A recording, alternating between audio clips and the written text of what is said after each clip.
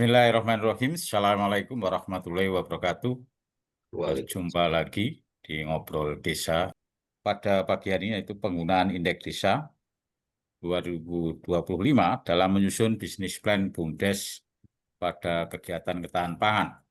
Saya kira ini sangat-sangat relevan karena kebijakan pemerintah pusat kaitannya dengan ketahanan pangan, apalagi swasembada pangan, ini masih masif diinstruksikan, kemudian digaungkan, dan saya kira kawan-kawan saat ini juga sedang mengeksekusi dan menjalankan kaitannya dengan penyertaan modal BUMDes untuk ketahanan pangan. Ini saya kira sangat relevan dan kita memanfaatkan Indeks Desa. Jangan sampai hanya riuh pikuk kaitannya dengan menginput tapi tidak dimanfaatkan pada arah kebijakan, baik itu perencanaan dan penganggaran di masing-masing level, baik itu sampai tingkat pusat, tingkat provinsi dan kabupaten, dan bahkan sampai yang paling di bawah yaitu tingkat desa. Kemudian nanti juga akan kita beri kesempatan pada Pak D. Suryo Koco juga, dan insya Allah saya yakin kaitannya dengan pada pagi ini, topik ini cukup menarik lah. Kita sapa dulu Cak Itong dan Pak Dekoco. Selamat pagi, Assalamualaikum warahmatullahi wabarakatuh, Pak Dekoco. Waalaikumsalam Cak warahmatullahi Itong. wabarakatuh. Selamat pagi Mas Panuti dan teman-teman semuanya, Pak Dekoco.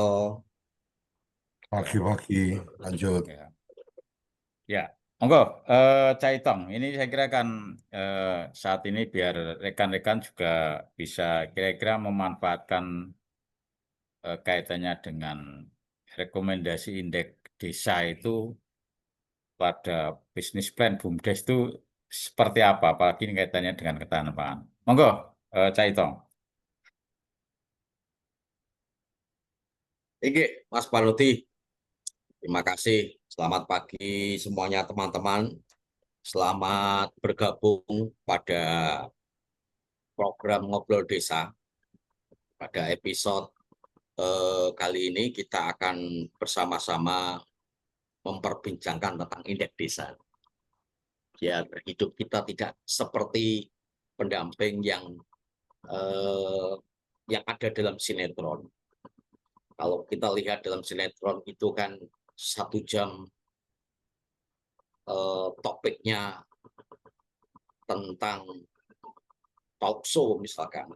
Pada jam berikutnya topiknya tentang telenovela atau drama-drama begitu ya. Nah, kita mempergunakan Indeks Desa ini sebagai salah satu acuan biar hidup kita berkelanjutan. Artinya dalam konteks pendampingan maka Indeks Desa ini adalah pijakan.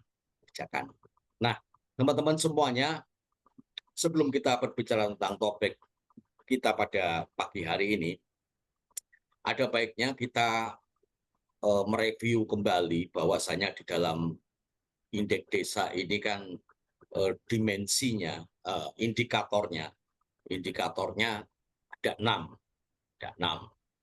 Nah, ada layanan dasar yang di dalamnya memiliki dimensi pendidikan, lalu kemudian dimensi kesehatan, kemudian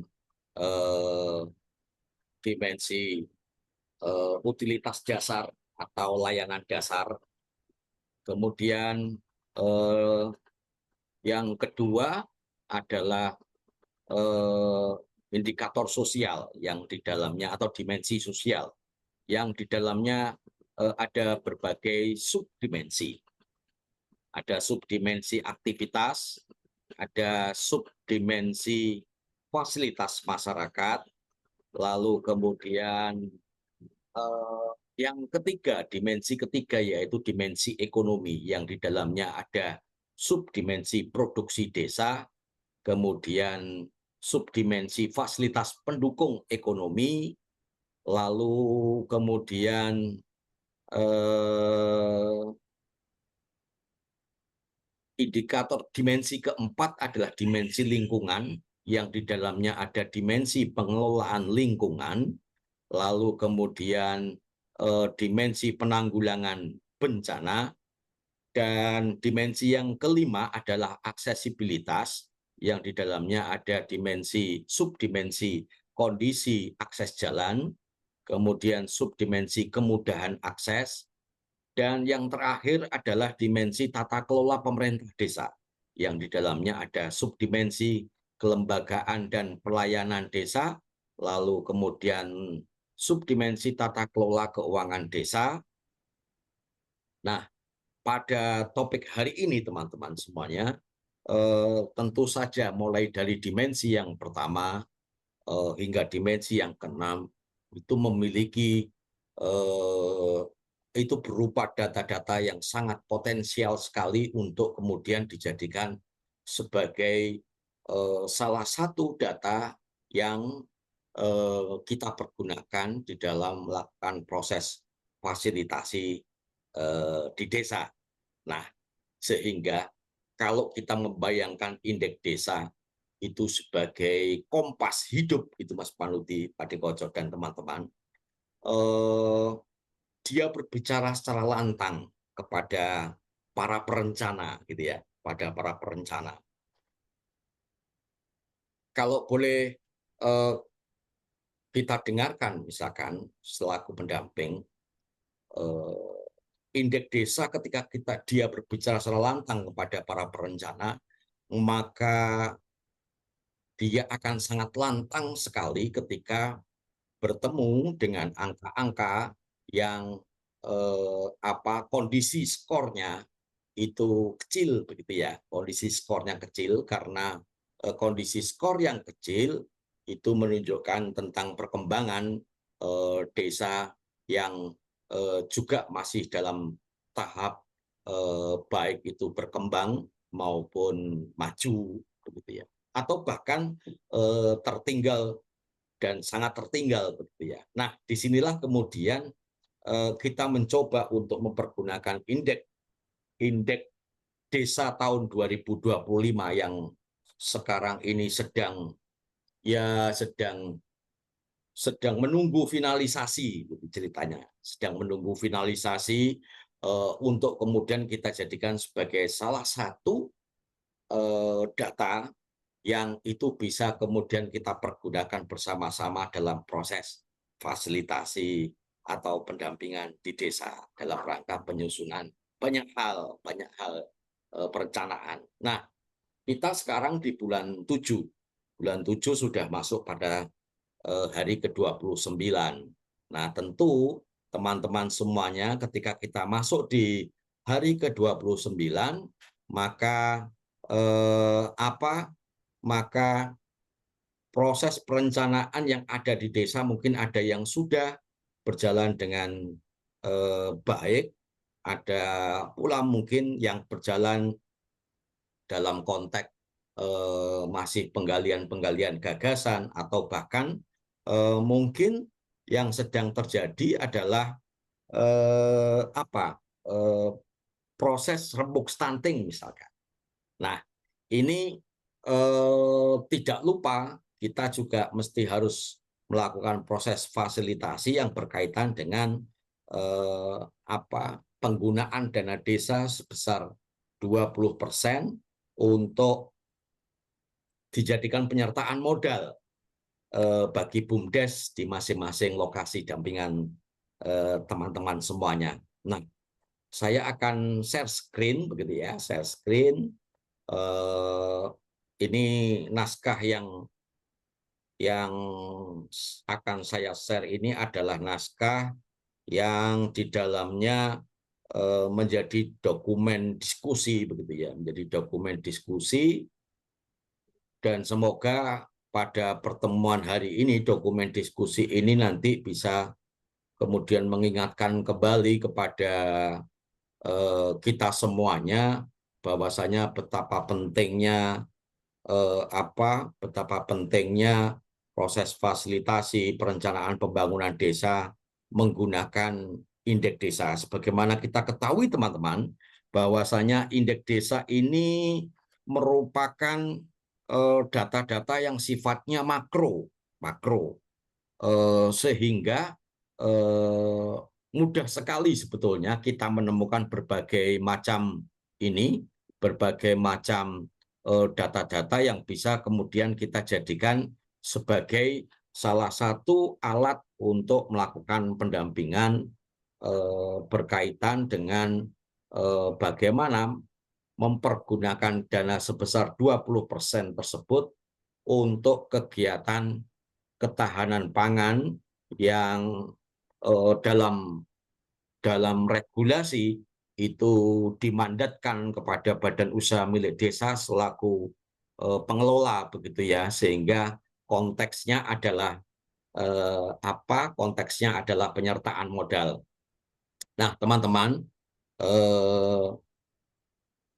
ini naskah diskusi yang saya susun bersama dengan teman-teman di tingkat desa, pendamping desa, ketika kemudian mempergunakan data indeks desa ini untuk kemudian memfasilitasi perubahan RKPDes, lalu kemudian membuat roadmap revitalisasi BUMDes yang ada di suatu desa. Nama desanya adalah Desa Mulyorejo, Kecamatan Silo, Kabupaten Jember.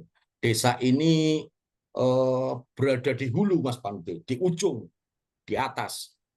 Dia berbatasan dengan Banyuwangi, lalu juga berbatasan dengan Samudra Hindia, dan desa ini kalau kita mau masuk ke desa ini melalui beberapa pintu beneran, pintu gerbang begitu. Ada 2 pintu gerbang yang harus kita lalui, dan kedua pintu gerbang itu adalah pintu gerbang yang dibuat mulai dari zaman Belanda sampai sekarang yang berada di kawasan perkebunan.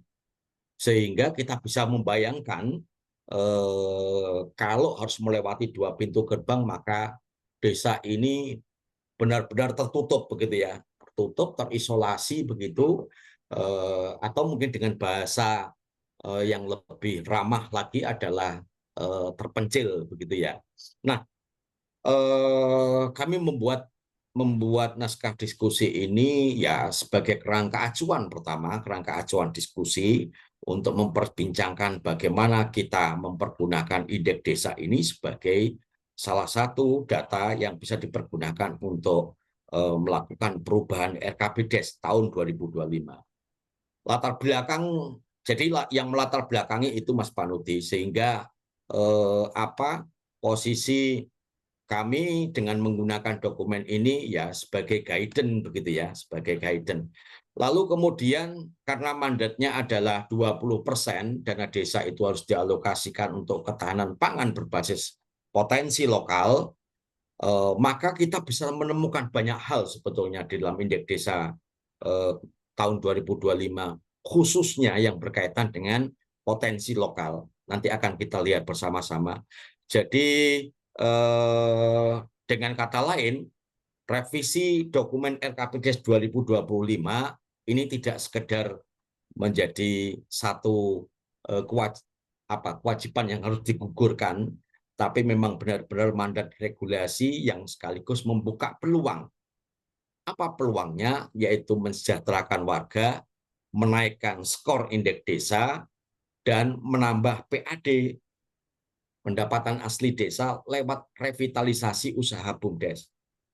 Jadi kita seringkali melewatkan proses pendampingan bahwa ketika dana desa dipergunakan untuk melakukan pembangunan maupun pemberdayaan, maka jangan lupa itu harus berdampak pada skor indeks desa.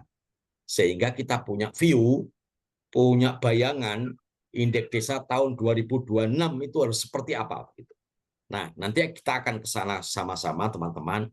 Secara topografi desa ini tidak luas begitu ya, tidak luas, hanya 4.841 hektar.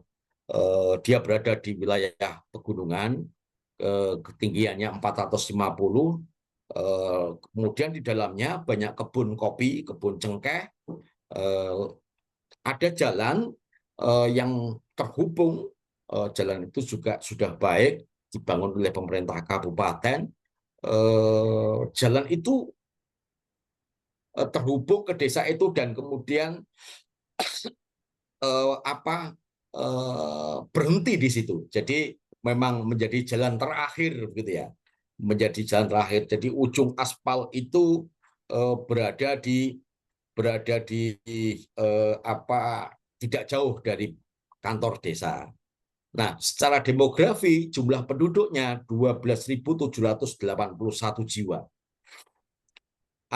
Yang di dalamnya ada 3.275 kakak.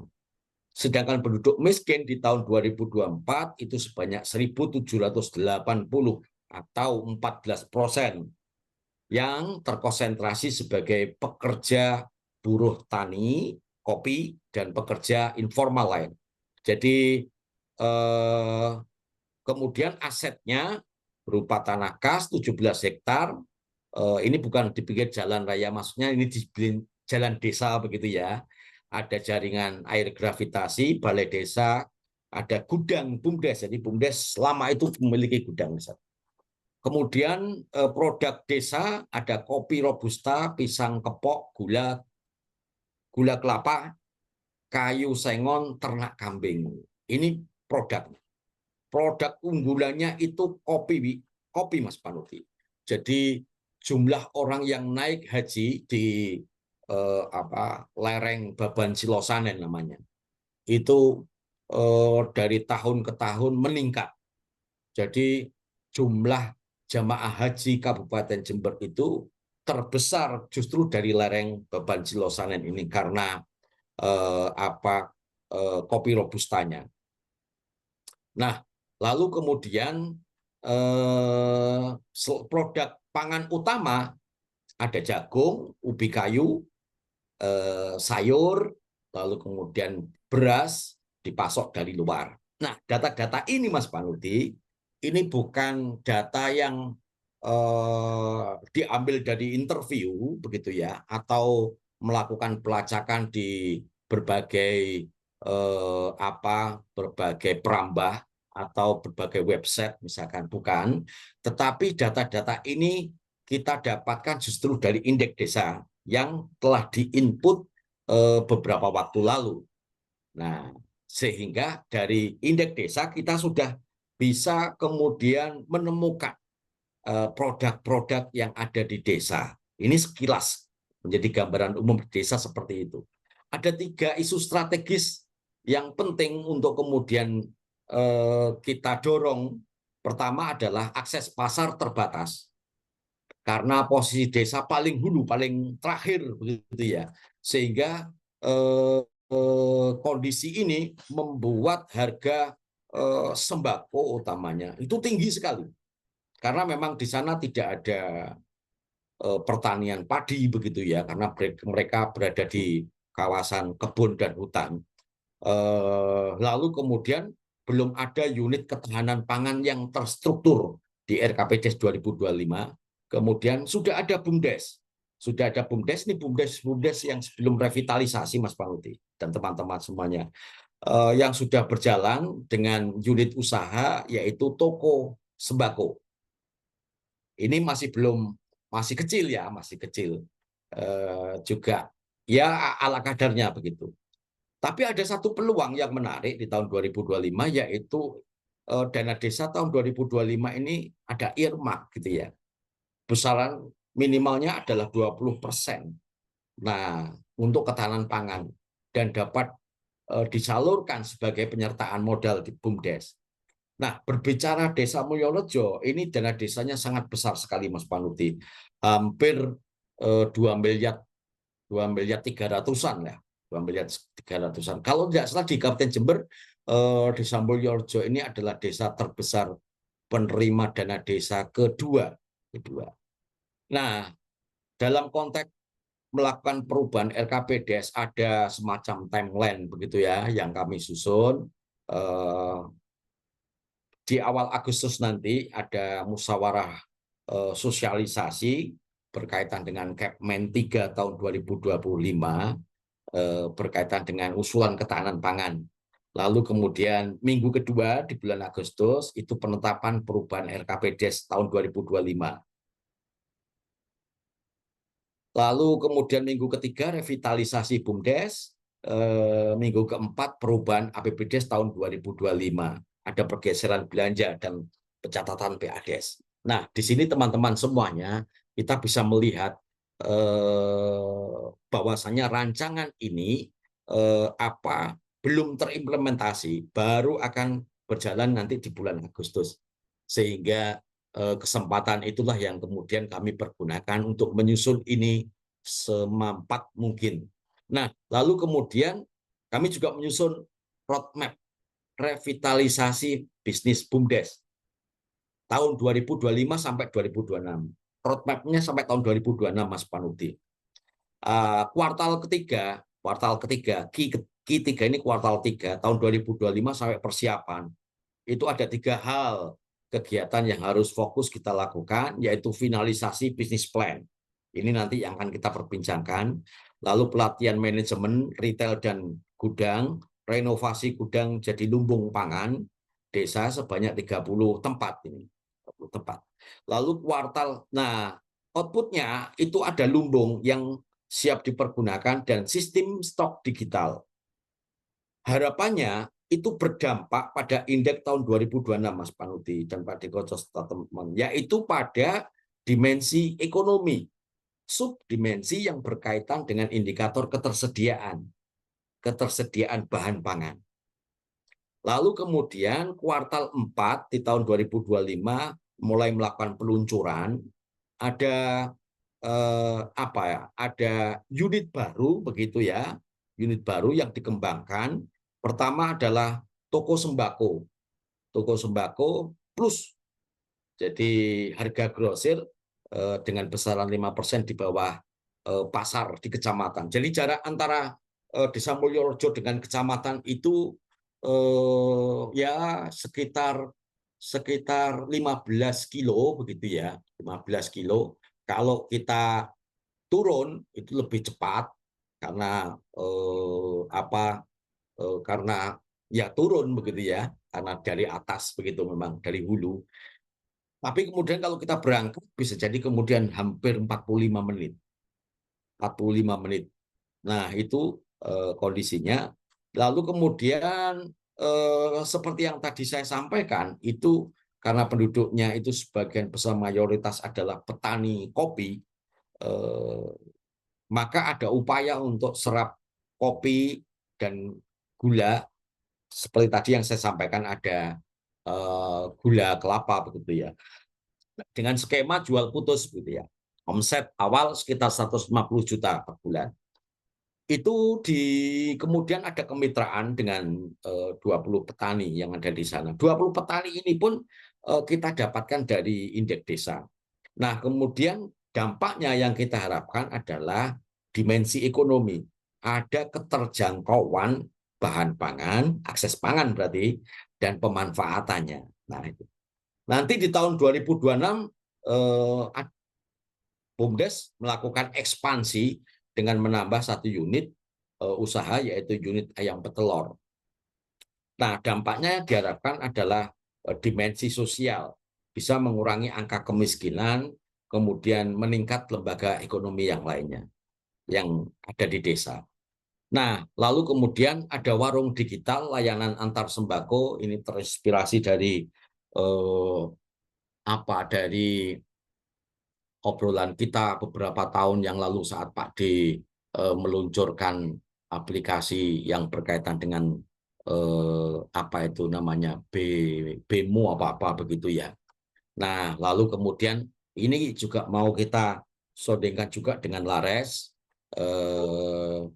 Kemudian ada program subsidi pangan 5% untuk 300 kakak miskin. 300 kakak miskin ini masih beberapa persen saja dari 1.000 sekian ya, 1.000 sekian, 1.400 sekian masyarakat miskin yang ada di sana. Nah, outputnya yang diharapkan adalah ada omset minimal 300 juta per bulan, laba bersihnya 40 juta, dan bisa kemudian memberikan PADES sekitar 12 juta. Nanti hitungannya akan kita lihat bersama-sama. Nah, model bisnisnya seperti yang ada dalam layar, harga sembako lebih murah dan stabil, direncanakan seperti itu karena berada di tempat yang terisolasi. Pasar bagi hasil dengan tani lokal, kemudian distribusi sampai dusun terpencil.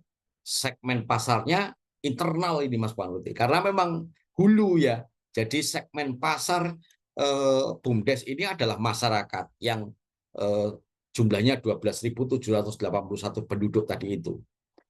Kemudian 400 petani kopi dan gula, 300 kepala keluarga miskin penerima subsidi di tahun 2025.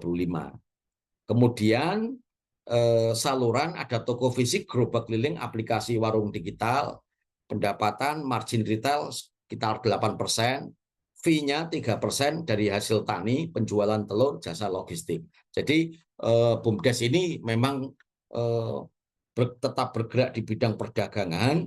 Dia membeli beberapa produk yang sudah dihasilkan oleh masyarakat.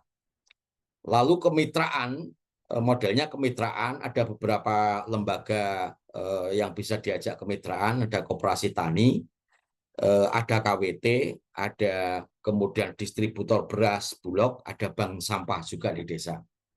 Indikator 30 warga miskin terserap kerja, dana desa untuk ketahanan pangan meningkat 20% yang dipergunakan di tahun ini, PADES bisa naik di tahun 2026 sekitar 40. Jadi proyeksinya seperti itu, ada kenaikan pengembalian dividen gitu ya pada PADES sebanyak 40%. Ini proyeksi keuangan secara ringkas. Pendapatan totalnya 570 nanti di akhir tahun, diperkirakan pada akhir kuartal 4, lalu kemudian di akhir tahun 2026 itu sekitar 2,56, laba bersihnya 30 tahun 2025, sedangkan di tahun 2026 laba bersihnya diproyeksikan sekitar 480 juta. Kontribusi PADES kita buat flat begitu ya, sekitar 10% dari laba, sehingga di tahun 2025 diperkirakan masih 3 juta. Tapi di akhir tahun 2026 itu bisa kemudian BUMDes bisa melakukan kontribusi pada PADES sekitar 48 juta. Dari mana angka 48 juta? Itu dari pengembangan usaha yang dilakukan mulai dari awal tahun 2026. Lalu kemudian risiko mitigasinya, karena memang di sana harganya sangat fluktuatif begitu ya. Meskipun fluktuatif, ketika naik itu ya naiknya tinggi sekali Mas Panuti dan teman-teman semuanya. Kalau turun, di bawah turun sekali tapi di atas tidak begitu ya. Nah, lalu kemudian dimitigasi dengan kontrak harga. Lalu kemudian kontrak harga itu dengan Bulog. Kenapa dengan Bulog atau distributor? Karena memang bukan penghasil padi di sana, bukan penghasil padi. Kemudian pasokan memiliki risiko pasokan terhambat, tapi mitigasinya ada buffer stok ya, ada persediaan. Setidaknya 1 bulan lah di lumbung itu tersedia, sehingga tingkat keamanan masih ada akses pangan ketika pasokan mengalami hambatan dari Bulog atau dari distributor. Nah, ini business plan yang sedang digarap. Jadi BUMDes Kelompok Maju Bersama. Ini kalau kita lihat dari namanya sudah kelihatan kalau namanya masih lama begitu ya. Kemudian akan bertransformasi dari toko sembako statis menjadi ekosistem pangan terpadu yang meliputi lumbung pangan, toko sembako plus, unit ayam petelur, dan warung digital. Target 5 tahun, omset kumulatif 10 miliar, laba bersihnya 1,6, kontribusi PADES sampai dengan 5 tahun ke depan itu 160 juta di tahun 2029 begitu ya. Dan kenaikan skor IDM untuk dimensi ekonomi setidaknya lebih dari 4 poin. Nah, ini yang kemudian menjadi ciri khas ya. Menjadi ciri khas kalau kita kemudian melakukan proses perencanaan berbasis indeks desa. Kita akan bisa menakar begitu kalau dalam bahasanya Pak Dekoco, menakar kira-kira dengan targetan seperti ini, maka dampaknya pada skor indeks desa itu berapa poin atau berapa skornya. Nah, analisa pasar ini karena seperti tadi saya sampaikan, segmennya adalah penduduk setempat, dia tidak jual keluar. Kalau jual keluar gitu ya mungkin di lingkungan sekitarnya saja, di desa-desa tetangga, itu pun pada produk-produk tertentu.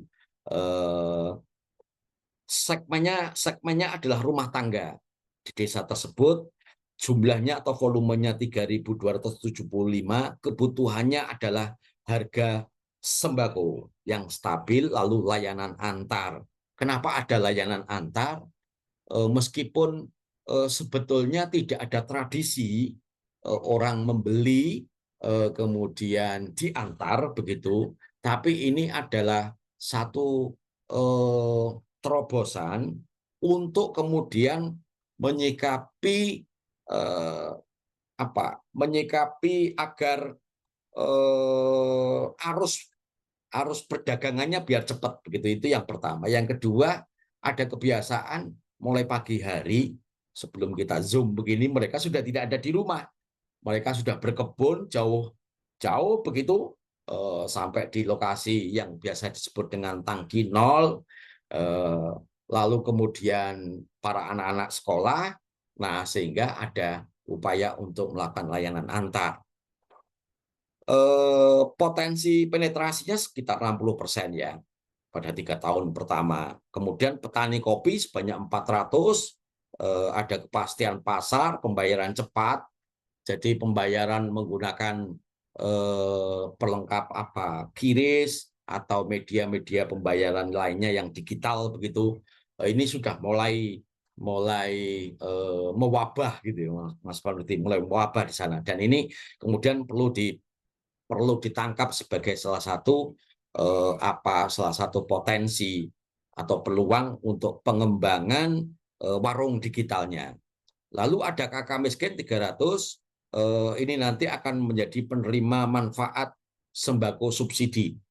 Selain itu dia kemudian menjadi 30 orang yang menjadi pekerja.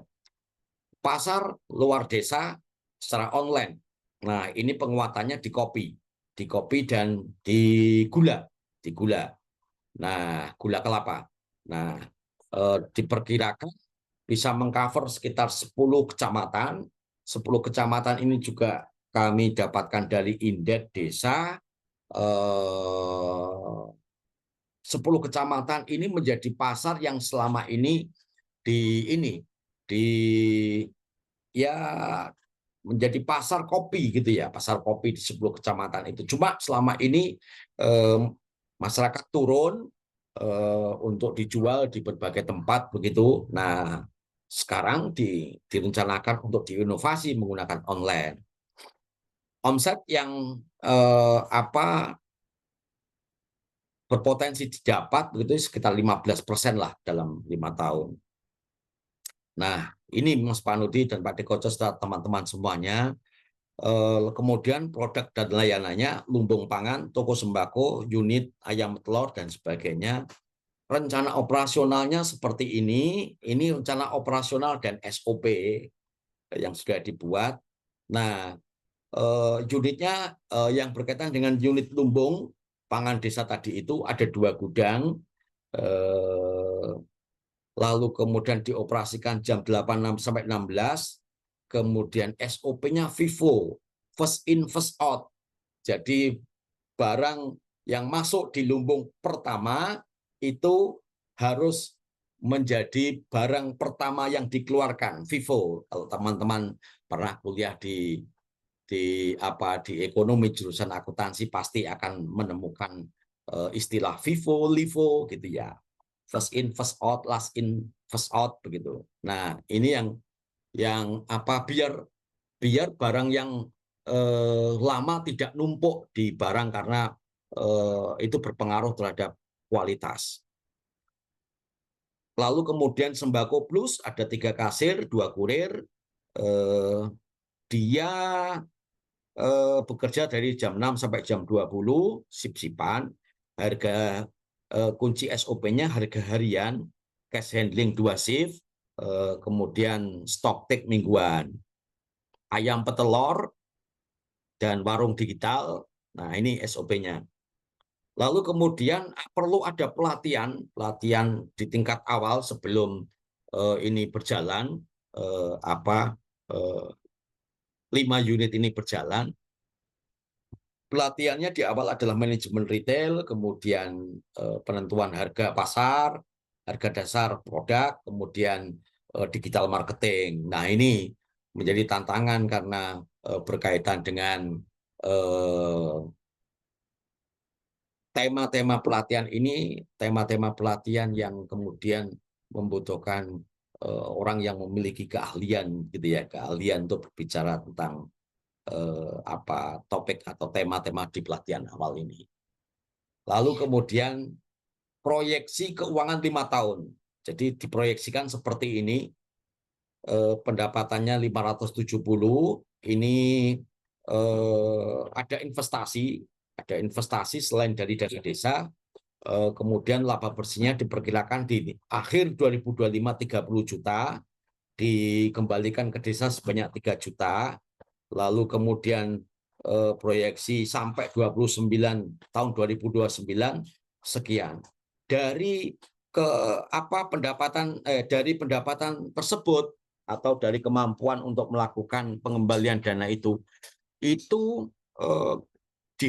setelah dihitung begitu, itu hanya sekali melakukan penyertaan modal di tahun 2024 besarannya 2 miliar dana desanya, berarti ada sekitar sekitar hampir 500 juta lah ya, hampir 500 juta itu hanya sekali di tahun 2024. Dia terus kemudian karena melakukan pengembangan, maka di tahun 25 dia diprediksi bisa mencapai laba bersih sekian.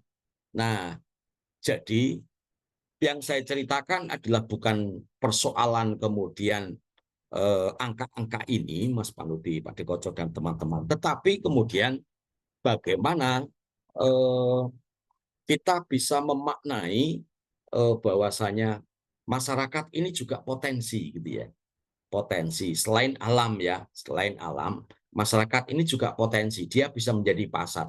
Saya menjadi ingat atau kita semuanya bisa ingat kalau tempo dahulu di tahun-tahun misalkan 90-an begitu ya, kamar mandi kita itu banyak ditempati oleh produk-produk yang dikeluarkan oleh Unilever gitu ya, atau biasa kita sebut ada sabun keluaran Unilever, pasta gigi, kemudian gosok giginya juga dan sebagainya.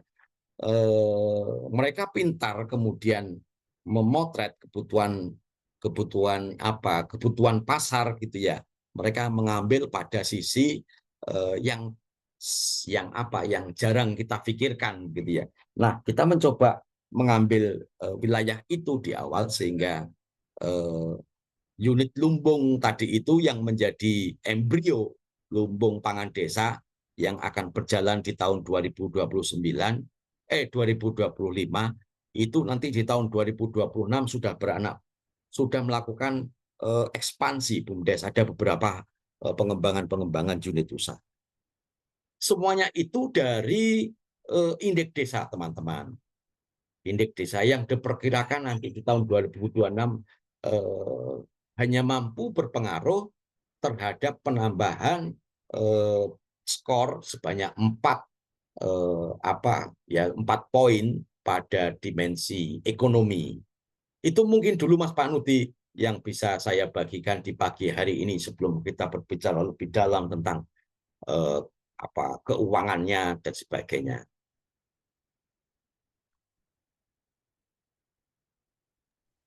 Ya, terima kasih Cak Itong.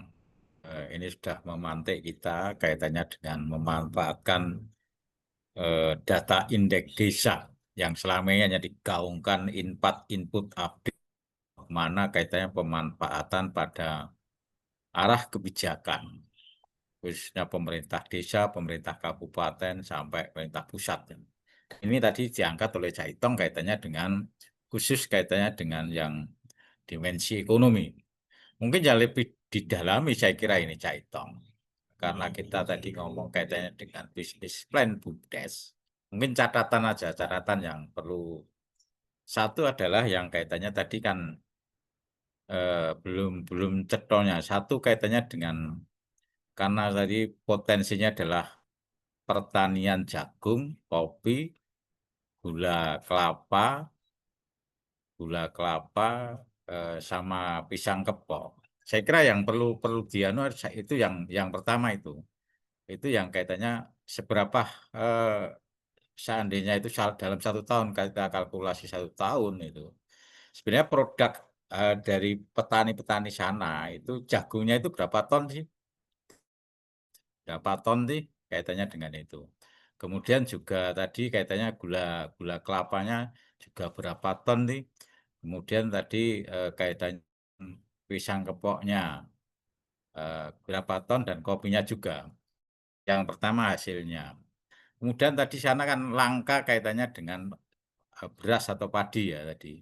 Ini juga kebutuhan kebutuhan warga setempat dalam 1 tahun itu kan bisa dikalkulasi berapa ton sih berasnya untuk konsumsi setempat itu. Tadi juga nanti ada ekspansi kayaknya telurnya tadi, ayam telur tadi itu eh, menghasilkan berapa butir dalam tempo sekian rata-rata sekian bulan dan sehingga nanti kalkulasi tadi Cak Itong. Tadi kan kita stoknya dengan Bulog tadi yang beras tadi. Alangkah bagus kami karena tadi juga kenapa tidak menggandeng antar BUMDes di sekitarnya ada 10 kecamatan yang saya nggak tahu apakah itu di situ juga ada atau minimal atau 1 kecamatan. Kalau enggak mungkin ya kecamatan yang terdekat yang desanya itu produk berasnya melimpah itu loh. Sehingga nanti ada kerjasama antar BUMDes juga. Jadi ini harapan harapan kami catatan itu. Kemudian tadi kopi kopi kalau hanya sekitar 10 anu apakah itu memang sudah kaitannya dengan tadi kan eh, berdasarkan di sekitar 10 desa di kecamatan. Saya kira ini nanti yang perlu adalah bagaimana membangun jejaring antar BUMDes ini di desa-desa tersebut, saling supply, saling take and give itu, kemudian saling menerima juga. Ini yang saya kira nanti perlu pendalaman sampai ke sana sehingga BUMDes itu tidak berdiri sendiri di situ. Saya kira BUMDes antar BUMDes di sekitarnya sesuai dengan potensinya masing-masing. Saya kira itu nanti cukup menarik. Akhirnya apa? Yaitu nanti akan ada kerjasama antar BUMDes, gitu. Sehingga duit tidak kemana-mana. Pengurus BUMDes tadi juga lagi-lagi ketika itu antar BUMDes berarti istilahnya saling menguntungkannya. Katalah seandainya BUMDes yang dari Desa Mulyorejo kemudian sehingga mungkin pasoknya itu dari BUMDes yang lain langsung kalau itu ke toko-toko di Desa Mulyorejo. Tapi sudah ada perjanjian dengan BUMDes Desa Mulyorejo dengan BUMDes yang lain yang punya potensi nanti menyuplai beras itu. Saya kira nggak perlu suplai berasnya langsung, tapi atas namanya adalah atas nama. Jadi itu ada sebuah perjanjian sehingga desain kaitannya dengan tadi kan kita terkait dengan berbagai macam tadi. Ini hanya catatan-catatan. Saya kira kami apresiasi kaitannya dengan sudah dibuatkan katalah semacam bisa kaitannya dengan indeks hasil dari istilah saya data indeks, kemudian diformulasikan kaitannya dengan menyusun sebuah bisnis plan BUMDes di gitu. Dan ya saya senang ketika memang itu memang harus harus lebih detail hingga nanti betul-betul BUMDes di tadi maju bersama atau apa tadi itu betul sebagai ikon walaupun mungkin juga di desa tersebut, di kecamatan tersebut. Mungkin juga saya ingat mungkin dari Om Rudi, kalau memang sana itu saya nggak tahu alamnya, alamnya kalau menarik ada dari alamnya menarik tadi ada yang hasil produk kopi robusta. Kalau mungkin juga wisata, tapi wisatanya di sana, wisatanya di sana. Kita tidak hanya masarkan kopi yang sudah jadi, kenapa tidak? Katakanlah di sana ada kedai kopi dengan berbagai macam itu khasnya kopi. Tadi juga ada pisang kepok, saya kira itu juga menarik ketika itu memang suatu saat bisa dilakukan di sana. Jangan sampai katakanlah kita hanya tapi gimana kalau katakanlah ke sini dengan harga yang kalau sudah kopi secangkir dengan di sana mungkin harganya lebih mahal. Mungkin itu Cak Itong yang kami komentari. Ini ke rekan-rekan yang lain silahkan untuk resen. Saya kira ini eh, yang disampaikan Cak Itong ini adalah memberikan gambaran pada kita bahwa indeks desa tidak tidak hanya sekedar data statis ya, tapi harus data yang harus bergerak dan itu bermanfaat untuk pengambil kebijakan pemerintah desa, ya warga desa, ya BUMDes. Monggo, rekan-rekan, untuk menanggapi apa yang disampaikan Cak Ito, mungkin Pak Dikoco nanti juga dipersilahkan untuk berikan catatan, komentar kaitannya dengan apa yang disampaikan Cak Ito. Dipersilakan, Dikoco. Oke, terima kasih. Kalau saya sebenarnya lebih pada apa yang disampaikan oleh Cak Itong ini kan tentang bagaimana kecerdasan seorang tenaga pendamping profesional, kemudian memanfaatkan data dan kemudian melihat apa kondisi lapangan kan kira-kira seperti itu. Jadi atas data-data yang ada itu kan sebenarnya sudah cukup bisa bicara apa yang kemudian akan apa yang kemudian akan direncanakan. Saya membayangkan ketika tadi Caiteng sudah bicara pada digitalisasi, penggunaan QRIS dan seterusnya.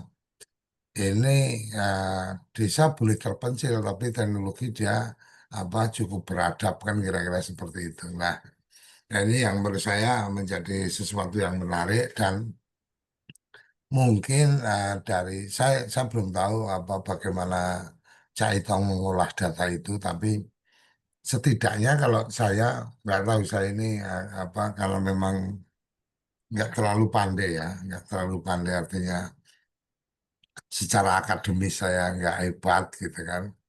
Saya hanya membayangkan bahwa ketika kemudian punya data data desa, kemudian punya ordinatnya gitu kan, kemudian apa punya data apa indeks desa.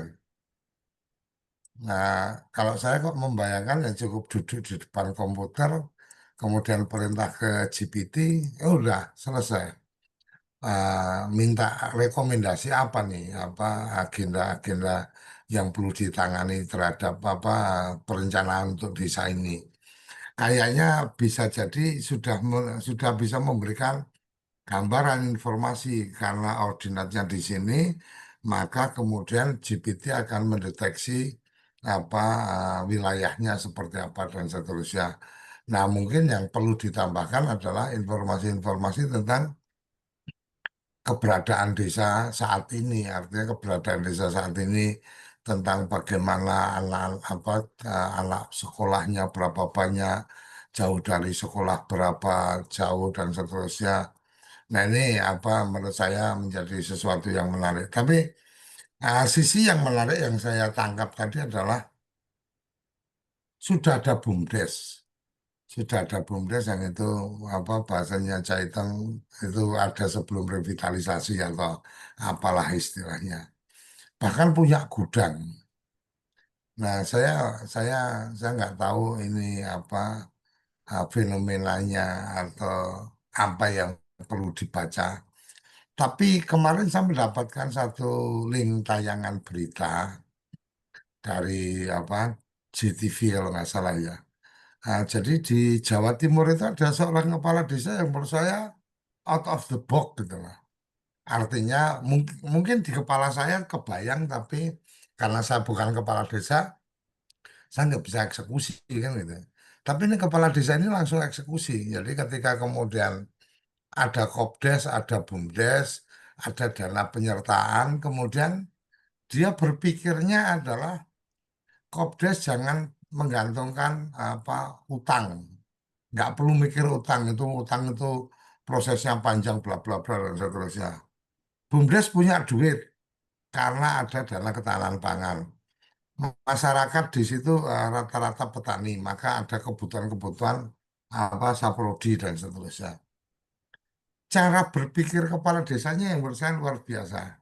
Ya udah, kita kan hanya kita kan dimandatkan untuk penyertaan ke BUMDes. Sertakan ke BUMDes 20%. Habis itu BUMDes kerjasama sama Kopdes. Ya, itu kan cara berpikir yang menurut saya sangat luar biasa. Bendera Kopdesnya dapat, sudah punya gerai apa toko pertanian gitu kan, toko-toko kebutuhan pertanian, menyelesaikan masalah petani, partisipasi masyarakatnya dapat karena itu koperasi, maka kemudian sistem keanggotaan koperasi dan seterusnya bisa dihidupkan. Modalnya nggak perlu pusing karena BUMDes yang sudah dapat dari dana desa kemudian joint operation lah. Bayangan saya sih lebih pada joint operation bahwa gerai itu dimiliki oleh BUMDes sama dikelola oleh Kopdes. Ini kan sangat keren gitu. Nah, kalau yang tadi Cak Itong sampaikan, oh penghasil kopi, oh kemudian BUMDesnya sudah ada gudang dan seterusnya. Ya bisa jadi memulai kalau toh kemudian akan memulai memulai kooperasinya, ya BUMDes berkolaborasi dengan kooperasi kemudian toko ini toko sembako gitu kan. Setidaknya apa? Setidaknya ketika kemudian ada toko sembakonya atas nama koperasi, maka ada privilege nih, dapat beras murah, ya kan, dari Bulog. Kemudian dapat minyak murah, dapat bisa jualan tabung kalau memang masyarakatnya sudah menggunakan. Karena kalau bayangan saya dengan cerita Caitong ya, saya sih belum pernah ke sana, tapi saya bisa membayangkan ini hampir sama dengan kampung saya gitu kan di Temanggung. Orang di kampung tapi kaya-kaya gitu. Karena dia punya produk tembakau gitu kan. Nah, ketika mereka mereka ini cukup kaya, maka ada kemungkinan kebutuhan-kebutuhan hari-harinya yang nggak seperti kebutuhan orang miskin gitu. Kebutuhan orang miskin mungkin kalau sampo ya ya udahlah yang kadang sabun batang juga dipakai buat sampoan kan gitu. Tapi karena sudah pada level tertentu, maka dia udah mulai pilih-pilih nih sampo yang anti ketombe, sampo yang wangi atau apa dan seterusnya. Itu hal-hal yang sederhana. Sama seperti kalau ketika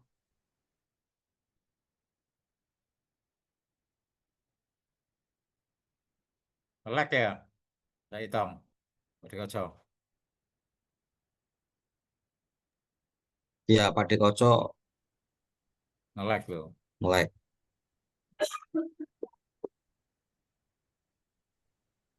halo, Halo, halo, lanjut Pak Di. hilang Nge-lag suara di. saya. Ya, Ya, Oke. Jadi menurut saya ini menjadi bagian menarik yang Caitong apalagi tadi Caitong sudah menawarkan pada konsep digitalisasi. Wah ini saya membayangkan desa ini nggak main-main gitu. Artinya desa ini cukup melek teknologi kan gitu. Apalagi kalau produk kopinya memang sudah cukup terkenal dan itu sukses.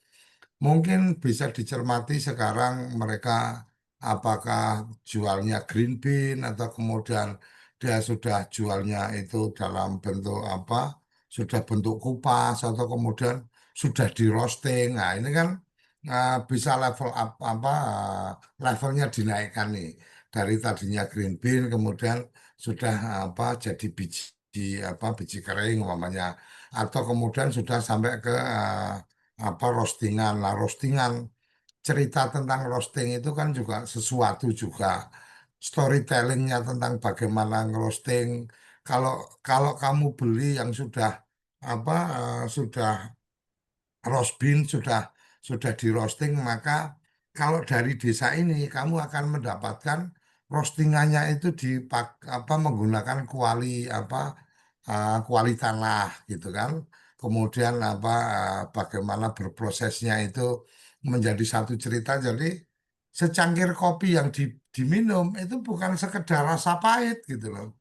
Tapi ada cerita bahwa ini aku apa dapat dari satu lereng gunung di mana dan seterusnya.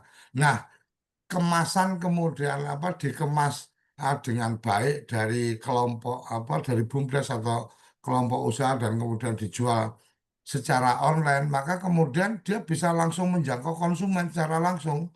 Nilai tambahnya juga lebih. Kira-kira kayak gitu, saya hitung. Jadi menurut saya yang disampaikan Caitong ini sudah apa ya satu potret bagaimana apa ya bagaimana kawan-kawan tenaga pendamping itu memanfaatkan data tidak hanya sebagai pengumpul data. Kira-kira kayak gitu. Terima kasih Mas Panudi. Ya, terima kasih. Itu yang dikomentar, saya kira itu juga memperkaya kita gitu. Bahwa dari data, baik itu SDM, hasil pertanian, permasalahannya itu kan, ya ini TPP saya kira saya sepakat itu. Data itu dianalisa, kemudian kira-kira masuk ke ini tadi kaitannya istilah saya arah kebijakan di RKP Desa PBD. Dan bahkan tidak hanya di desa, yang itu bukan keuangan desa, harapan kami juga, karena di indeks desa itu kan ada eh, rekomendasi dari OPD tingkat kabupaten, tingkat provinsi. Saya kira ini saling menguatkan nanti Caitong dalam konteks tidak harus semuanya desa yang memang bukan kewenangan desa, tapi itu akan mendukung desa, kesejahteraan desa, apakah itu sarprasnya, apakah itu tadi kaitannya dengan, saya nggak tahu, dengan internetnya, dan lain-lain. Karena kalau seperti Mas Gotri itu kan sebenarnya di Temanggung itu kan peran OPD kaitannya dengan IT-nya ini kan internetnya ini kan luar biasa. Kalau itu bisa, kenapa tidak gitu loh. Sehingga nanti fokus desa itu lebih ke kewenangan desa dan produk-produknya dan kebutuhannya tadi. Sehingga ada sarana prasarana yang dalam tanda kutip memang kewenangannya di kabupaten, ya kenapa tidak gitu loh. Ini harapan kami. Ya, monggo rekan-rekan yang nanti sebelum nanti ditanggapi Caitong, ini kan sebenarnya saatnya kita menyusun RKP Des ini. Kalau tadi di RKP Des perubahan dan APBDes perubahan untuk ketahanan pangan, ini kan juga RKP Des untuk 2026 saya kira juga sangat-sangat relevan, dan ini saya kira perlu apa itu silakan, saya kira masing-masing Caitong kan nanti hanya memberi contoh, saya tanya satu dimensi ekonomi, dan dimensi-dimensi yang lain yang tadi juga sudah disenggol Pak Dekoco. Oh, itu juga desa itu cetro sekali itu kaitannya dengan pelayanan dasar, itu sangat-sangat aksesnya seberapa, eh, butuh biaya untuk kos kalau transportasi dan lain-lainnya. Ini kan dok. Dipersilahkan rekan-rekan untuk Rasen, kaitannya apa yang disampaikan Cak Itong. Monggo kami beri kesempatan untuk Rasen.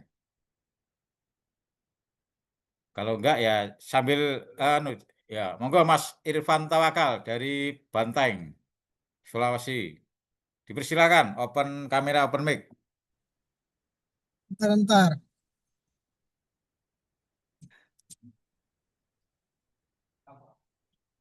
Ya, Silakan, Mas Irfan. ya. Assalamualaikum warahmatullahi wabarakatuh. Waalaikumsalam warahmatullahi wabarakatuh. Ya, terima kasih Pak Budi atas kesempatan. Kami hari ini, saya sementara di perjalanan menuju Kabupaten Bantaeng. Hari ini kami juga diundang oleh Kepala Badan Perencanaan Pembangunan Daerah Bapeda untuk membicarakan mengenai hasil pendataan IDM untuk merekomendasikan beberapa kegiatan di musyawarah untuk penyusunan RKPDes. Kami diundang untuk mempresentasikan hasil-hasil pendataan yang sudah kami lakukan kompilasi dan kami serahkan ke ke TA Provinsi Sulawesi Selatan.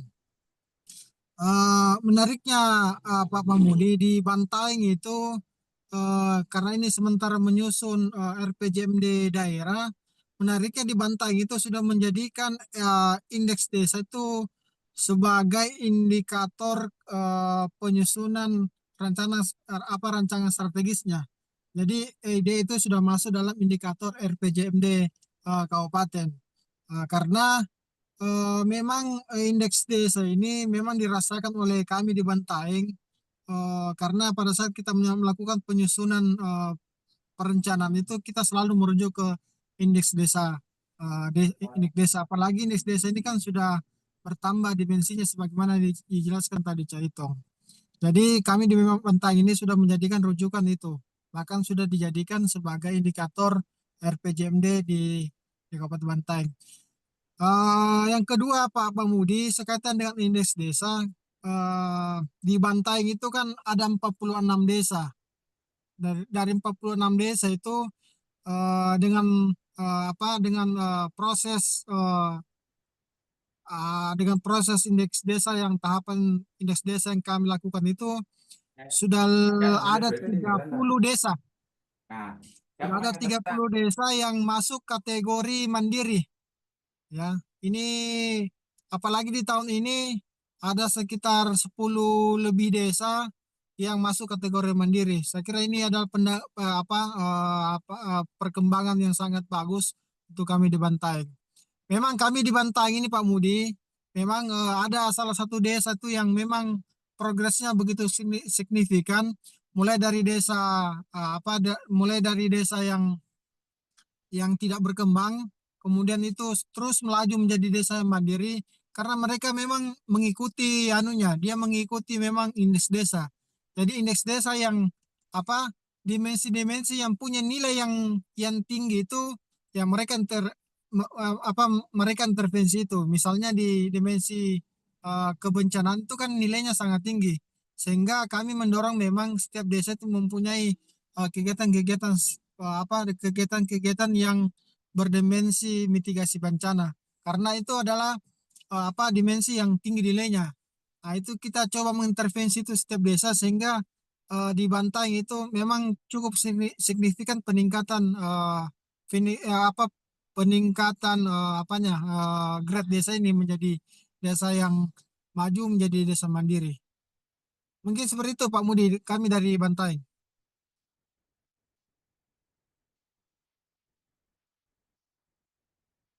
Ya demikian Pak Mudi.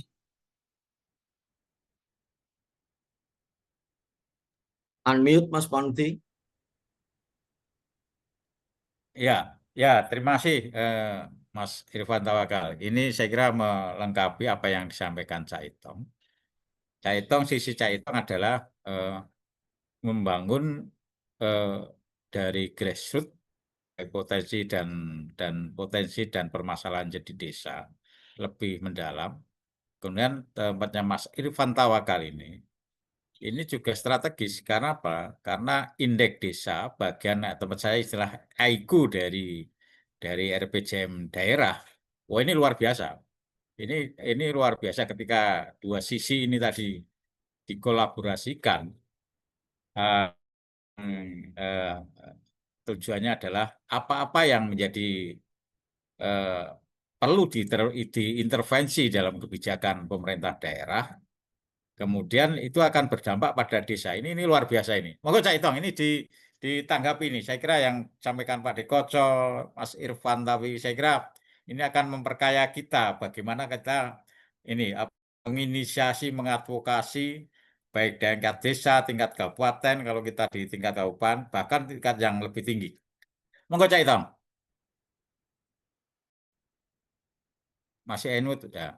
Ya, Mas Panluti, betul sekali bahwasanya indeks desa ini ketika selesai proses pendataan, ini kan riuhnya kan mulai menurun, karena dianggap sudah selesai begitu ya. Nah, dianggap sudah selesai, di tingkat desa juga sudah ada berita acara, tingkat kecamatan ada berita acara, tingkat kabupaten ada berita acara, tingkat provinsi juga ada berita acara, dan mungkin beberapa waktu lagi gongnya itu di penetapan dana desa, penetapan besaran dana desa, karena memang salah satu manfaatnya dari indeks desa itu adalah untuk dijadikan bagian dari penetapan besaran dana desa. Tapi saya tidak ingin menyinggung itu. Tapi ada hal yang menarik tadi yang disampaikan Mas Panuti. Teman-teman semuanya berkaitan dengan asal muasal, kalau tadi Pak Dekoco menyinggung juga. Nah, jadi yang kami sampaikan di awal tadi itu data yang kami cermati itu hanya pada data yang inputan desa dan isu desa perdesaan. Contoh misalkan, betul Mas Panuri tadi tidak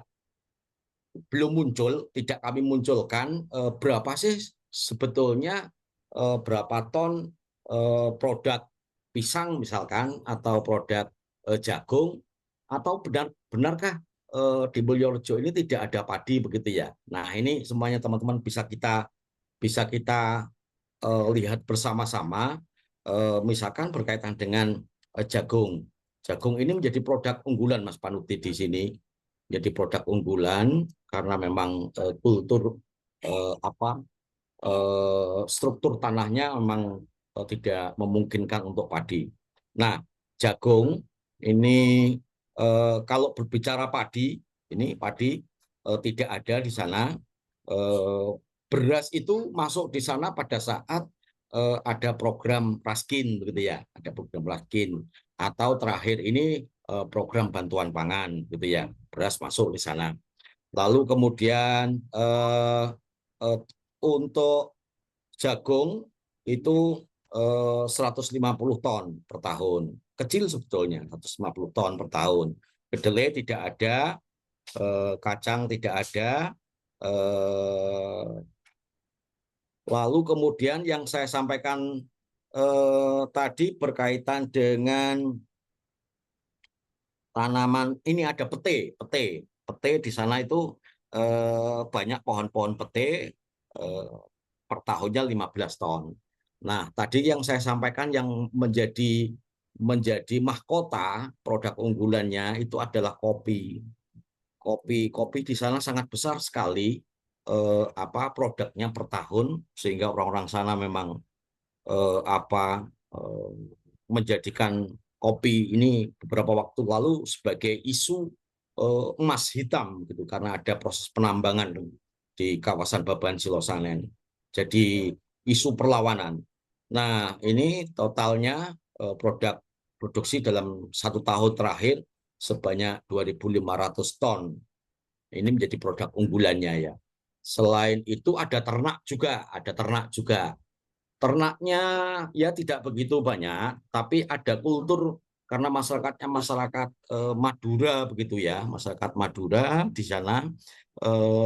Lalu kemudian mereka beternak sapi, kemudian kambing begitu ya. Nah, ada beberapa alat-alat bantu yang sifatnya teknologi yang itu ada di sana. Misalkan ini jumlah alat bantu teknologi tepat guna peternakan di desa jumlahnya sebanyak 5 itu untuk ternak-ternak yang semacam pencacah rumput dan sebagainya.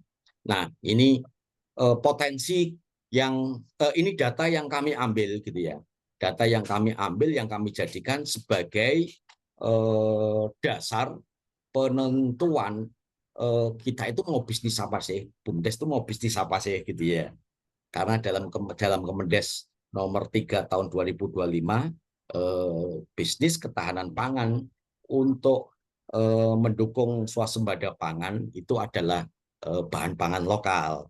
Dari mana datanya kalau kita ngomong tentang bahan pangan lokal? Ya ada dalam indeks desa ini.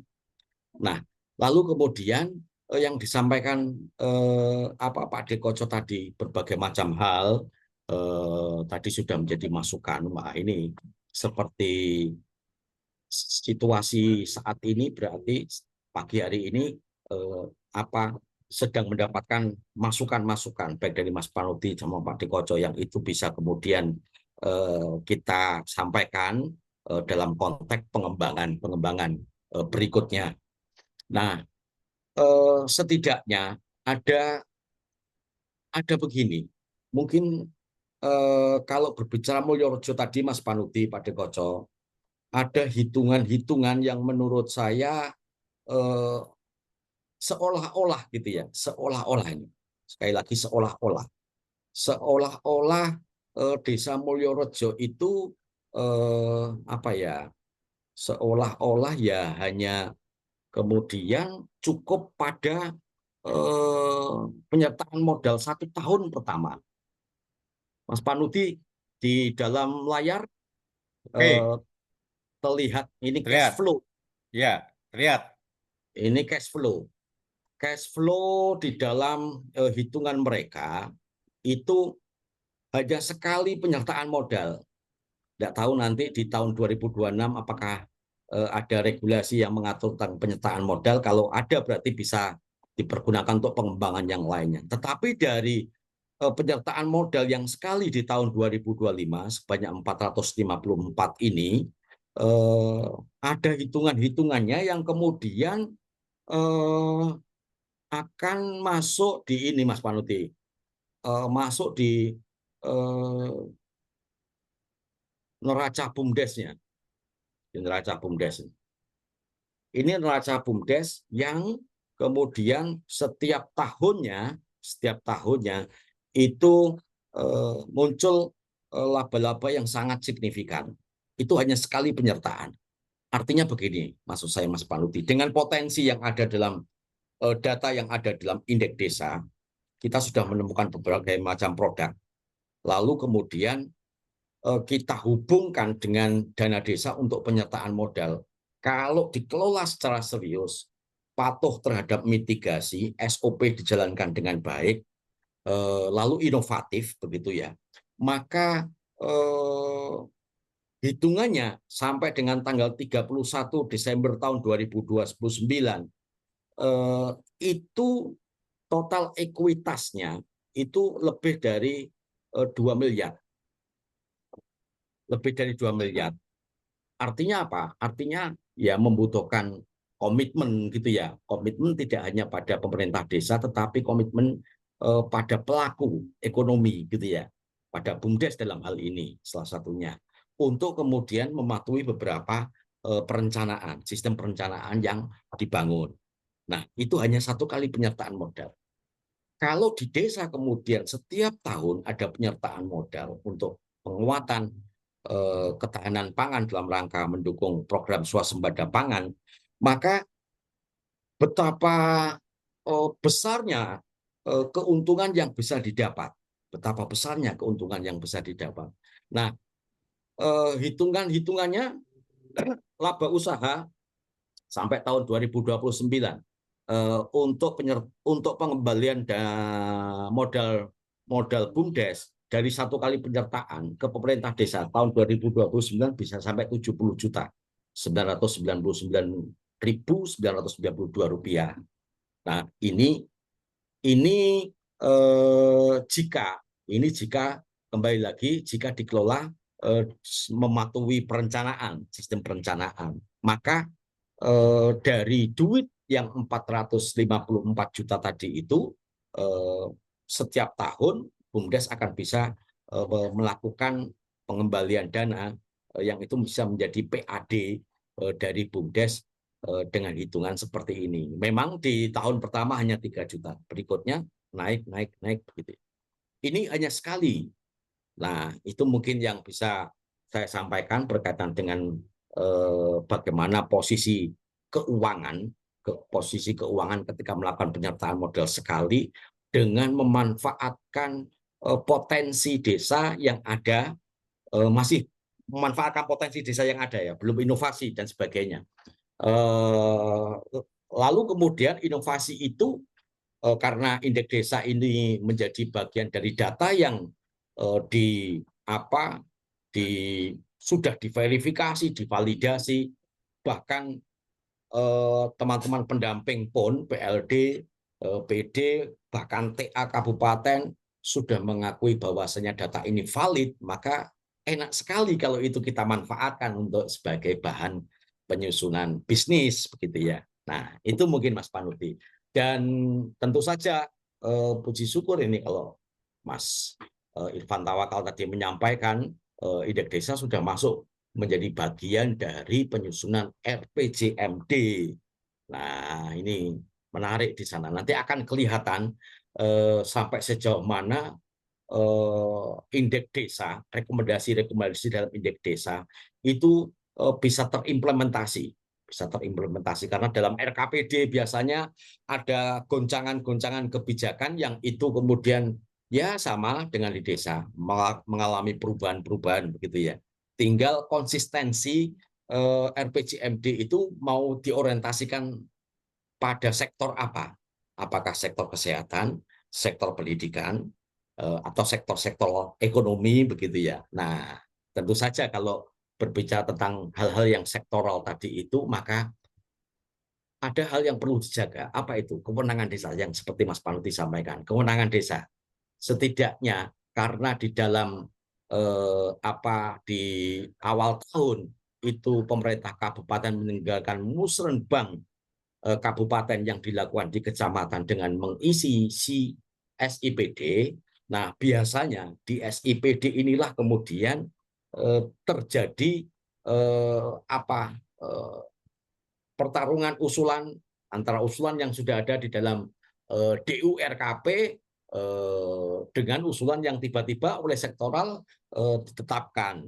Nah, percuma kan desa kemudian membuat DURKP itu. Dia akan tetap menjadi dokumen yang ya menjadi mimpi-mimpi begitu. Kalau orang-orang di pemerintah desa menyebutnya, wah, iki kalau orang Jember bilangnya kacang otok gitu Mas Panuti, kakean cangkem omong tok gitu. Itu Mas Panuti kembalikan. Ya, ini luar biasa ini Cak Itok. Ini memang bagian yang termasuk kami perjuang. Kami mungkin juga kadang genit dengan OPD. Makanya sebelum kami katalah Bapeda itu tanda tangan berita acara, saya ngomong, ini harus presentasi dulu ini. Dari sekian rekomendasi di desa-desa ini ya, mana yang jadi kewenangan dari OPD ini. Ini peran Bapeda ini. Makanya kami dan tempat kami juga jadi AIKU kabupaten indeks desa ini, makanya berani ini juga baru penyusunan RPJM daerah, kami berani juga itu. Ini udah ada data, ngapain kita nyari-nyari? Udah komandannya. Kalau saya gini sampaikan, kita mau ngomong dengan siapapun, pengambil kebijakan, entah itu bupati, entah itu DPRD, dan yang lain-lain. Kalau kita baik, ngapain kita takut? Nah, kita baik data, dan data ini jelas partisipatif dari desa. Ya, ini harapan kami justru ketika ada kebijakan-kebijakan yang sudah diakomodir, tinggal menerjemahkan di masing-masing UPD. Ini memang PR kita biar nanti yang disampaikan Cak Itong tadi apa istilahnya, atau katalah dari mbah-mbahnya dulu sampai sekarang di musrenbang yang masuk nanti ke sektor itu nggak akan terrealisasi lah. Ini mungkin suatu saat juga akan kami tampilkan di sini Pak Dekoco. Mungkin kawan kami yang nanti mungkin dari aparat pemerintah bagaimana mensinergikan antara perencanaan partisipatif dan perencanaan teknokratif biar nanti ngeklop gitu. Ini kemarin saya sudah ngomong-ngomong kayaknya beliaunya juga sanggup, nanti akan kami tampilkan entah minggu ini atau saya kira cukup menarik ini. Ya, silahkan kawan-kawan sebelum nanti silahkan. Ini mumpung rekan-rekan sebenarnya, ini adalah momen yang menarik dari rekan-rekan. Kira-kira apa yang bisa dilakukan oleh TPP ketika memanfaatkan indeks desa untuk menyusun baik itu perencanaan menengah, RKP desa tahunan, sehingga nanti akan mewarnai arah kebijakan sampai penganggaran, khususnya di desa. Kemudian nanti juga kita kawal di kabupaten. Silakan dari rekan-rekan untuk resen, dan saya kira ini pas sekali momennya, karena saat ini istilahnya timingnya paling tepat ketika kita menganalisa dari rekomendasi-rekomendasi indeks desa itu akhirnya jadi sebuah istilahnya meyakinkan pada masyarakat dari hasil pendataan masyarakat dikembalikan untuk mengambil sebuah referensi untuk memutuskan. Saya kira cukup menarik ini rekan-rekan. Apa yang dia? Monggo Pak Dikoco. Oke, terima kasih Mas Panudi. Jadi saya coba ingin menyampaikan bahwa mengingatkan ya, bukan menyampaikan, mengingatkan aja. Cak Itong, Mas Panudi dan teman-teman kan ada 12 rencana aksi ya. Artinya 12 program yang kemudian disampaikan oleh kementerian. Nah, mungkin bagian-bagian itu coba dicermati. Salah satunya, ya ini numpang promosi juga lah ya. Salah satunya adalah digitalisasi ya, apa desa digital. Saya kok membayangkannya gini loh, tadi Cak Itong menyampaikan bagaimana kemudian akan mengarah pada digitalisasi apa transaksi warga atau mungkin apa penjualan produk-produk dan seterusnya. Saya belum menangkap di rencana aksinya Cak Itong tadi untuk kemudian menguatkan tentang digitalisasi dalam rangka rumah digital apa ru- ru- ru- ruang ruang komunitas Komunitas digital digital. desa. Jadi Cak Itong kalau kemudian ada ruang komunitas digital desa, di situ juga ada potensi untuk kemudian anak-anak muda yang mungkin apa nggak terlalu suka capek gitu kan, nggak mau datang ke, nggak mau berkebun dan seterusnya, itu kan dia bisa berkreasi dari ruang komunitas digital itu. Dia bisa aktif untuk kemudian melakukan apa live TikTok umpamanya jualan produk ini apa dari desa kami ya. Tadi kan ada cerita apa cerita pete umpamanya. Itu di TikTok itu ada yang jualan pete dari Wonogiri itu sampai dikirim ke apa ke ke daerah di Jakarta, mungkin di apa di Papua atau di mana dan seterusnya. Kenapa itu bisa terjadi? Karena ada kesadaran digital dan pemahaman digital.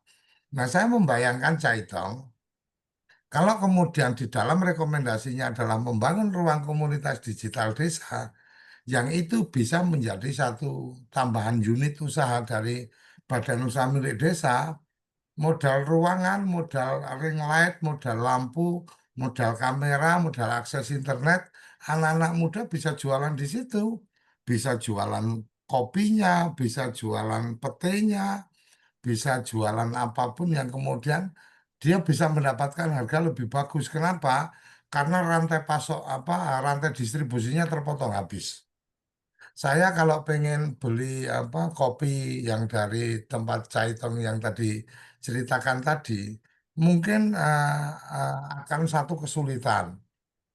Oh itu di apa di apa espresso belum ada nih, apa di apa di kedai kopi yang jual-jual biji itu belum ada karena memang belum masuk dalam validasi apa dan seterusnya.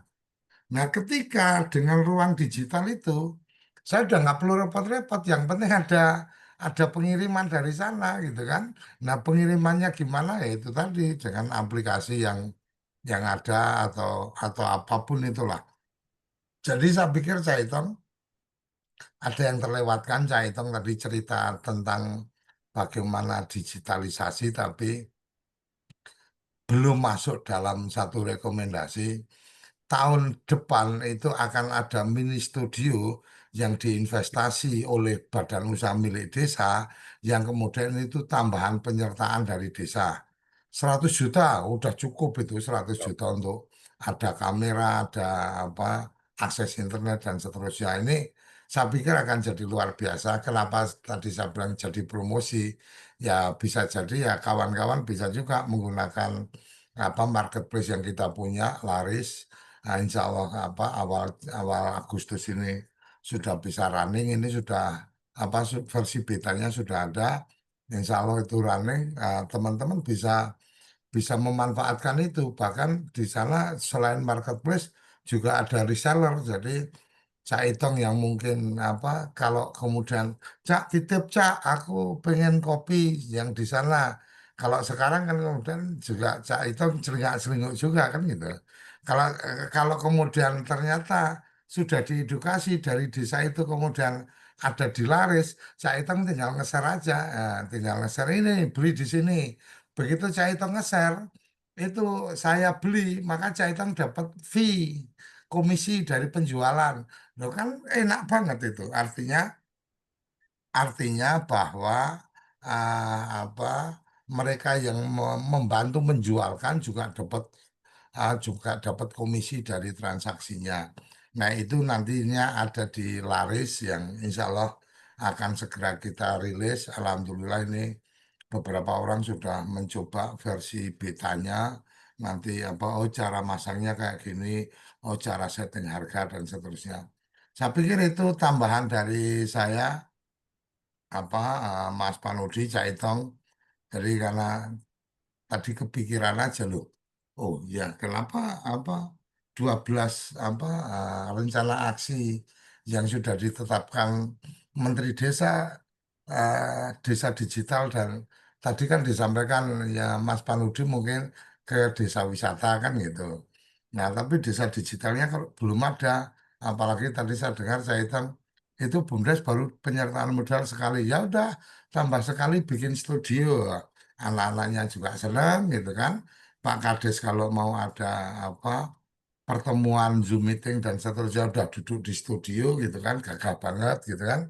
Jadi saya pikir mungkin itu tambahan dari saya hitung jangan sampai teman-teman TPP saking semangatnya lupa bahwa ada 12 rencana program aksi yang dicanangkan oleh menterinya tidak kemudian tersentuh. Kira-kira itu Mas Panudi Caitong. Matur nuwun.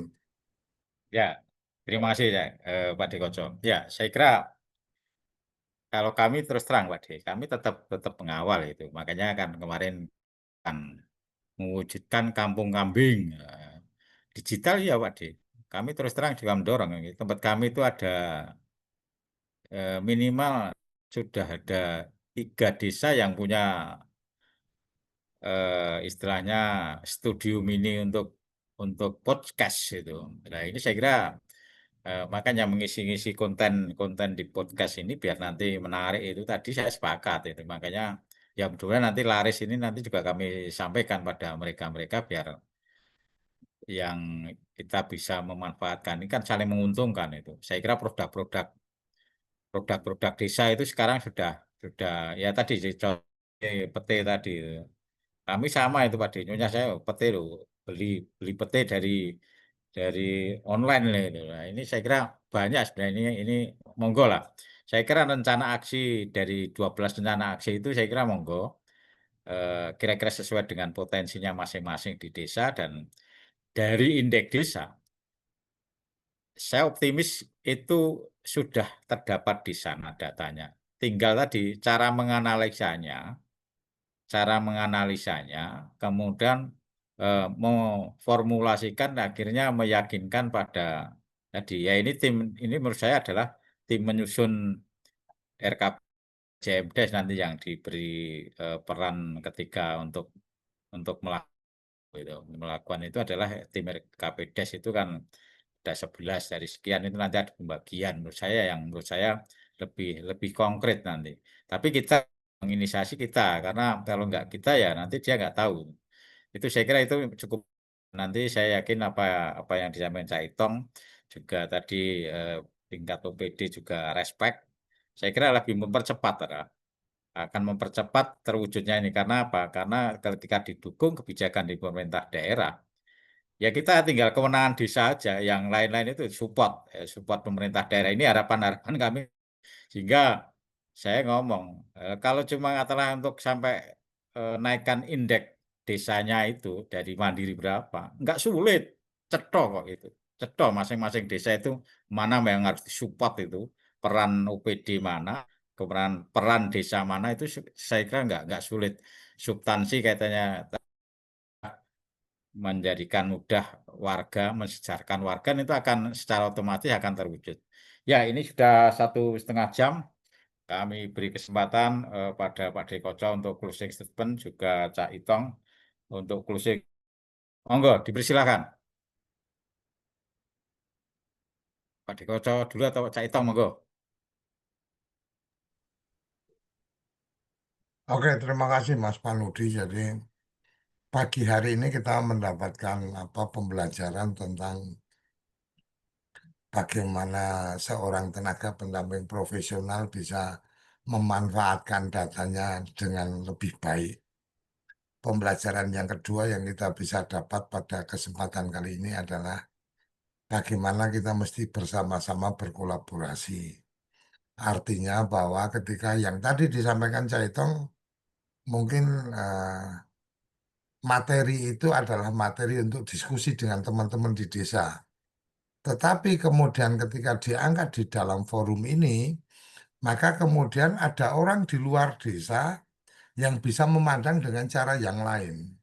Artinya, seperti saya umpamanya tadi, karena saya jauh dari desa itu, saya bisa melihat dengan cara pandang saya yang lain, tidak seperti halnya dengan teman-teman Cak Itong mungkin yang memang sudah sering nyamperin desanya atau melihat datanya atau kemudian teman-teman PLD dan teman-teman di desa yang memang berkutat dengan kehidupan mereka.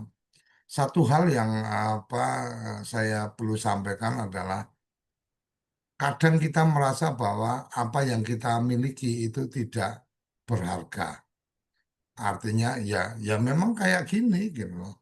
Ya memang kehidupan kita kayak gini nggak ada yang istimewa. Tapi ada orang di luar sana yang mungkin melihat kehidupan yang sedang kita jalani ini sesuatu yang istimewa. Ya kehidupan saya ya pagi-pagi bangun pagi, ambil air wudhu, kemudian sholat subuh, selesai itu siap-siap, ngopi, nggak pakai sarapan dulu, berangkat ke kebun, melihat kondisi kebun kopi, perjalanan saya mungkin 2 kilometer dan seterusnya. Buat orang yang kayak kita yang jauh dari desa itu, wah sehat banget ya. Bangunnya pagi, jalan kaki 3 kilometer gitu kan. Tiap pagi artinya udah itu pasti hidupnya sehat kan gitu. Nah, mungkin itu bayangan yang dirasakan ya kita biasa-biasa aja ya kayak gini. Kalau panen ya panen nanti barangnya udah numpuk ya tinggal nunggu pedagang datang. Tapi kita yang dari luar mungkin bisa melihat loh. Kalau ini bisa dipangkas dengan cara seperti ini, maka kemudian kesejahteraan mereka jadi meningkat.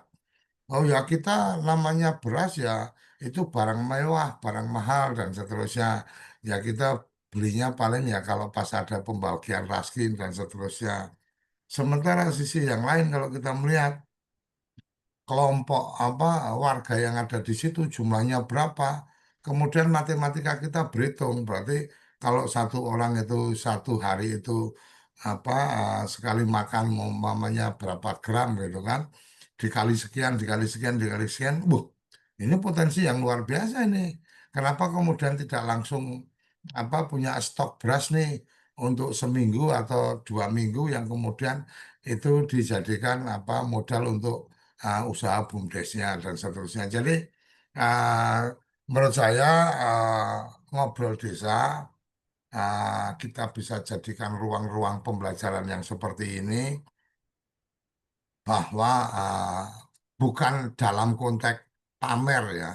Artinya, oh ini kan hitung pamer ini lagi cari muka. Enggak. Ini dalam konteks bahwa Itong menceritakan ini yang menjadi materi saya ketemu dengan teman-teman, mungkin ada saran masukan dan seterusnya. Kira-kira itu yang saya bisa tangkap. Semoga kawan-kawan lebih aktif, lebih siap untuk ikut bicara, untuk tampil di forum ini bukan dalam konteks pamer, tapi dalam konteks ingin kemudian sharing dan mendapatkan saran masukan dari kawan-kawan yang lain. Saya pikir itu Mas Panudi, terima kasih kawan-kawan semua yang terus setia mengikuti ngobrol desa. Salam sehat, salam bahagia, salam untuk orang-orang yang Anda cintai, salam desaisme. Terima kasih. Ya, monggo Cak Itong. Ya, Mas Panudi, terima kasih. Jadi setia sampai akhir itu memang tantangannya besar. Salah satu konteks setia sampai akhir itu bagi tenaga pendamping profesional itu adalah bagaimana memanfaatkan data yang sudah dihasilkan dari hasil proses fasilitasi. Maka TPP adalah orang pertama yang harus setia terhadap hasil pendataan itu. Dan wujud cinta kasih itu adalah bagaimana data itu kemudian menjadi bahan untuk melakukan satu proses edukasi, transformasi sehingga perencanaan akan terbangun dari data-data yang mereka akui sendiri gitu. Nah, kata kuncinya adalah sulit memang setia sampai akhir, tapi tidak ada salahnya kita tetap pelihara rasa kesetiaan itu dengan menyirami tanaman-tanaman yang diibaratkan oleh Pak Dekoco setiap pagi melihat kopi-kopi. Nah, hari ini wujud kesetiaan cinta kasih itu kan kita sirami bersama-sama dalam konteks ngobrol desa. Jadi ngobrol desa ini adalah tidak sekedar transformasi, tapi bagaimana kemudian menjaga kesetiaan kita pada sesuatu yang kemudian sudah kita yakini benar. Gitu. Apa itu perubahan? Dan semua akan pasti menjadi pelaku perubahan. Tinggal waktu saja yang menunggu. Itu dulu Mas Murti yang bisa saya sampaikan. Terima kasih. Salam desaisme. Ya, terima kasih Pak Dekoco dan kawan-kawan semuanya yang selalu setia pada ngobrol desa setiap pagi. Dan ya, memang tadi disampaikan bahwa ya seperti ini. Saya kira kalau seperti ini ya sebenarnya dilihat itu sederhana. Tapi insya Allah kalau kita menikmati, ya kita akan senang, akan gembira, akan bahagia juga itu. Dan mudah-mudahan di ngobrol desa episode berikutnya nanti akan ada topik-topik yang juga lebih menarik, dan saya yakin harapan kami rekan partisipasi pada ngobrol desa. Dan kami ucapkan pada Cak Itong, Pak Dekoco dan kawan-kawan semuanya yang sudah berpartisipasi, dan kita berjumpa lagi di episode berikutnya. Kita akhirul kalam. Wassalamualaikum warahmatullahi wabarakatuh. Salam desaisme.